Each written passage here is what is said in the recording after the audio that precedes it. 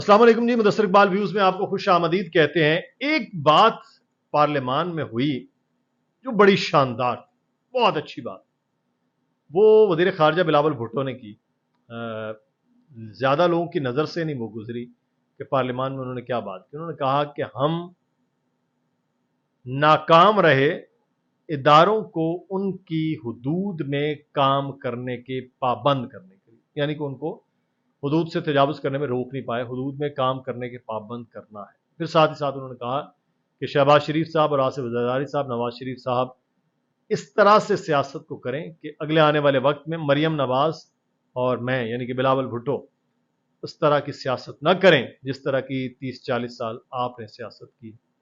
ये एक बड़ा अच्छा जेस्चर है कि एक दूसरे की टांगें खींची हैं मुस्लिम लीग नून और पीपल्स पार्टी ने, एक दूसरे के खिलाफ मुस्लिम लीग नून और पीपल्स पार्टी गए हैं और हुकूमतें, एक दूसरे की मुंतखब हुकूमतें इन सियासी जमातों ने ख़त्म करवाई हैं। 90 की जो दिहाई है उसमें जो बरमला इस बात की एक एक तायद नज़र आती है, एक एक चीज़ नज़र आती है। लेकिन ये सिर्फ कह देना कि ये चीज़ें हों हमें अगले आने वाले वक्त में, अब अगर तो ये तमसील या इस्तारे के तौर पर बिलावल साहब ने कहा है तो चलें, फिर तो मान ली जाए बात, तो ठीक है। लेकिन अगर वो ये समझते हैं कि अगले आने वाले वक्त में बिलावल साहब और मरियम ने ही लीड करना है इस मुल्क को, तो ये थोड़ी ज्यादती है। आप देखें, सारी सियासी जमातें हैं, उनके बड़े बड़े लीडर हैं, बड़ी बड़ी मेहनतें हैं, कुर्बानियां हैं, उन्होंने जमहूरियत के लिए, अपनी पार्टी के लिए, इस मुल्क के लिए काम किया है, उनको करने दें। फिर तो इमरान खान का बयानिया दुरुस्त हो जाएगा कि ये सियासी जमातें नहीं, खानदानी जमातें हैं और ये खानदानों की हुकूमत है। इन चीज़ों से थोड़ा आगे निकलिए। मौरूसी सियासत का मामला तो रहा है, बड़े सगीर में है और ये कायम दायम रहेगा। पाकिस्तान में देख लीजिए, भुट्टो खानदान, शरीफ खानदान, मुफ्ती महमूद साहब का खानदान, उसके बाद बादशाह खान का खानदान, और भी बहुत से हैं छोटे छोटे खानदान, इलाकाई खानदान जो हैं, वो वहाँ पर बाप एमएनए था, दादा भी एमएनए था, बेटा भी एमएनए है, तो तीसरी तीसरी नस्ल में चल रही हैं चीज़ें और उसको फख्र से कहा जाता है। इसमें बुराई नहीं है कि आप सियासत करें, लेकिन आप सियासत में उनको हक तो दें ना उनका, जो उनका होना चाहिए। लेकिन जो असल मामला जिस पे हम आज बात कर रहे हैं वो ये है कि इदारों को उनके आईनी हुदूद में काम करने के लिए पाबंद नहीं कर पाए।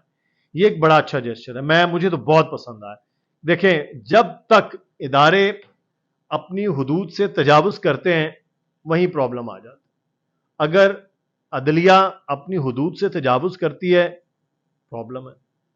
इंतजामिया अपनी हुदूद से बाहर निकलेगी, वहां प्रॉब्लम है। और यह पाकिस्तान की तारीख में यही हुआ है। और पार्लियामान जो सबसे सुप्रीम इदारा है, यानी कि इदारे तो तीन है ना बेसिकली, एक मुकन्नना है, एक इंतजामिया है और एक अदलिया। तो तीनों इदारों में अब इंतजामिया में सबसे बड़ा इदारा पाकिस्तान की अफवाज का है।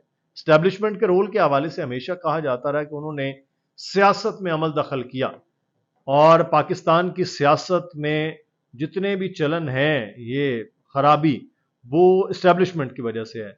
जो शायद कुछ ना होते उनको लीडर बना दिया गया और जो लीडर्स थे उनको पसे पुश डाल दिया गया, और ये पाकिस्तान की सियासत में हमेशा से रहा। लेकिन बड़ी अच्छी बात है कि पाकिस्तान में पहली बार बरमला इस बात का, इस मौजूदा अस्करी क़यादत ने कहा कि सियासत का बिल्कुल हिस्सा वो नहीं है और ना ही वो बनेंगे। तो ये बड़ी अच्छी बात है पाकिस्तान में कि ये कम अज़ कम ये इस तरह सियासत से निकला जाए। जिस तरह सियासतदान इकट्ठे होकर किसी को निकालें, किसी को लाएं, अवाम वोट के ज़रिए जिसको मुंतखब करें, ये होना चाहिए, कोई भी हो। हाँ, अगर इन चीज़ों को रोक नहीं आप पा रहे, जिसका इजहार बिलावल भुट्टो ने किया है, तो फिर आपको सोचना होगा, फिर आपको सोचना होगा। लेकिन मेरे लिए एक चीज़ थोड़ी बड़ी सरप्राइजिंग है कि इलेक्शन आ रहे हैं और पाकिस्तान में ये कहा जाता है कि एस्टेब्लिशमेंट के रोल के बगैर ये चीज़ें नहीं हैं कि आप हुकूमत में आ सकते हैं।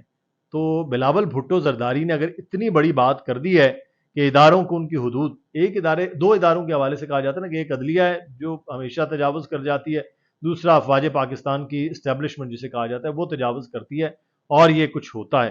तो बिलावल भुट्टो ने अगर ऐसे मौके पर यह बात की है तो इसका दो मतलब निकलते हैं। एक कि उनको इस बात पे यकीन है کہ اسٹیبلشمنٹ ان کا کچھ نہیں بگاڑے گی. کیوں؟ کیونکہ انہوں نے کہہ دیا کہ ہم سیاست سے بالکل کنارہ کش ہیں, ہمیں کوئی عمل دخل نہیں ہے. اس لیے بلاول بھٹو بڑے اطمینان سے یہ بات کر رہے ہیں. دوسرا امر یہ ہے کہ انہوں نے پلان کیا ہے اب کہ جہاں باقی جگہوں پر قانون سازی اور باقی جگہوں پر یہ حدود متعین کی جا رہی ہیں, اور الیکشن ان کا تو ابھی جوانی ہے, اور مریم نواز صاحبہ بھی, باقی بھی لیڈرشپ جو بھی ہیں لوگ وہ بھی آ رہے ہیں, تو یہ حدود کا تعین ہونا, محدود کیا جانا, ان کو ان کی جگہ بتانا, روکنا, یہ بڑا ضروری ہے. اس میں بھلا ریاست کا ہے, سب کا. اگر کوئی کسی کو انیوژل کرتا ہے سپورٹ, تو اس کے حالات آپ دیکھ لیں. میاں نواز شریف صاحب جیسے لائے گئے, ان کی حکومتیں بنائی گئیں, بے نظیر کی حکومتیں ہٹائیں گئی, وہ آپ کو ماضی میں بڑی اچھی طرح معلوم ہے کہ کیا ہوا. پھر خود نواز شریف اس کی بھینٹ چڑھ گئے.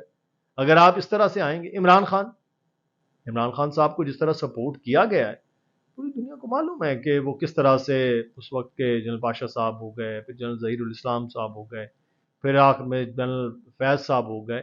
جس طرح انہوں نے سپورٹ کیا ہے, باجوہ صاحب ایون برملا خود کہتے ہیں کہ ہم نے ان کو سپورٹ کیا ہے.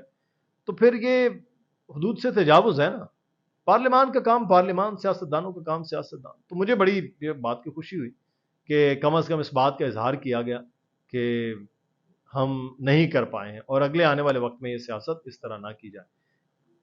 کاش اللہ کرے ایسا ہی ہو کہ سیاستدان خود راستے نہ بنائیں اور خود دعوتیں نہ دیں, ورنہ پاکستان کی اسٹیبلشمنٹ تو کبھی بھی نہ چاہے کہ وہ آ جائے. اگر حالات اچھے رہیں, ملک چلتا رہے, معاملات بہتر رہیں, تو کیوں آئے گا کوئی. ہاں, اگر کچھ لوگوں کو شوق ہوتا ہے اپنے ایڈونچرز کا, جو ہم نے ماضی میں دیکھے ہیں, تو وہ ایڈونچرز بڑے خطرناک پاکستان میں ہوتے ہیں. تو اللہ اس سے بچائے پاکستان کو, اور اگلے آنے والے وقت میں چیزیں کس جانب بڑھتی ہیں وہ فوکس بہت زیادہ ضروری ہے. اور الیکشن کے معاملات پہ ہم انشاءاللہ بات کریں گے, لیکن میں آپ کو بتا دوں الیکشن میں تکنیکی بنیادوں پر ہم کچھ اس وقت چیزیں تحریر کر رہے ہیں, وہ آپ کو بتائیں گے کہ الیکشن کیسے ڈیلے ہو سکتے ہیں اور طریقہ کار کیا ہو سکتے ہیں. اپنا خیال رکھیے گا ناظرین. اللہ حافظ.